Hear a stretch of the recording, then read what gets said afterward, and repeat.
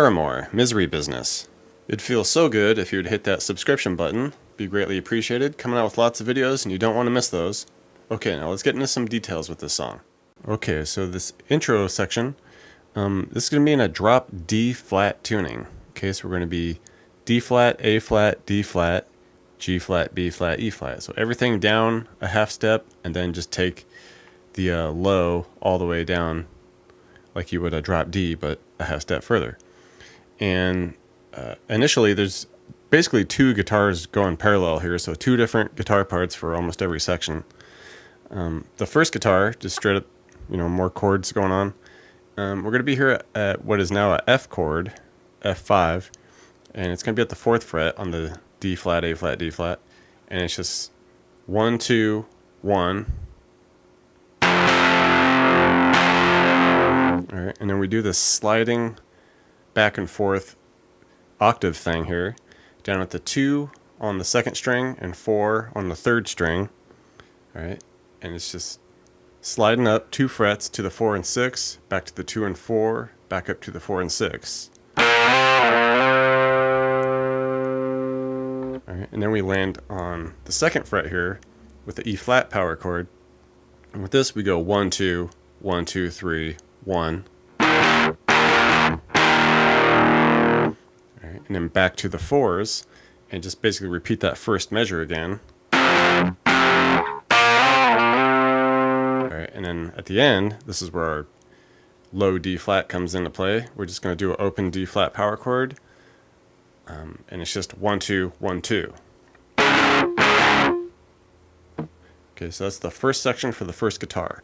And the way the first guitar wraps up the intro, and this main interlude riff that happens, it goes through the whole thing the same exact way, but at the very end, instead of doing the couple pairs of opens, instead we're going to come up to 7th fret and just strum this out 4 times down to 6. Strum that out 4 times, an A flat to a G. Okay, everything else stays the same. The second guitar is just doing some higher voiced kind of harmony parallels with this. It's going to start off at the 2nd fret on the 3rd string here, and we're just going to hit that a couple times once more, and then we do a sliding 4, 6, 4, 6.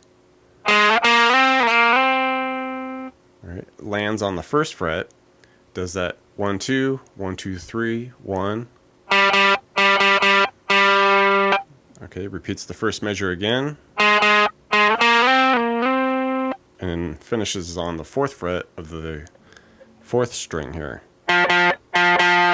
1, 2, 1, 2.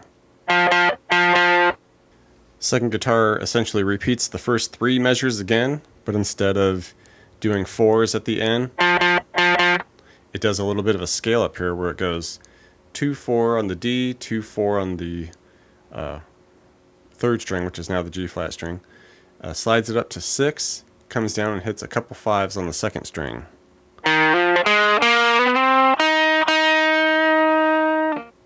Okay, once the verse comes along, it's essentially just kind of a muted, stripped down version of the intro pattern. So we're just going to be at 4s, and you can just kind of worry more about the 5th and 6th string here, the bottom 2.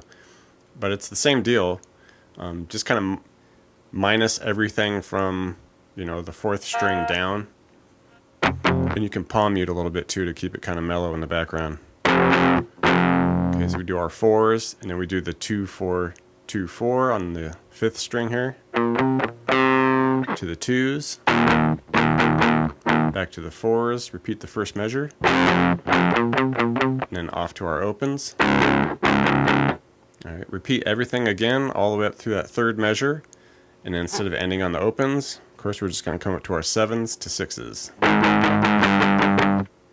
The second guitar adds a little something extra here. This is towards the second half of the verse, so it goes through the whole pattern once, not really doing anything, but the second time we get into the pattern, it adds this little high accent things, and these are kind of muted too, just kind of in the background. And it's just a really quick 1, 2, 3 strums of the 7th fret here on the 2nd string, down to the 5th fret of the 1st string, back to the 7 on the 2nd, 1st, 5th fret, 7, so just quick back and forth here.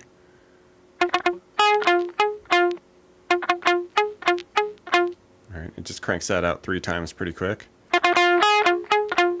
Right, finishes it the first time with a few 7s to 5, and then a couple 5s again.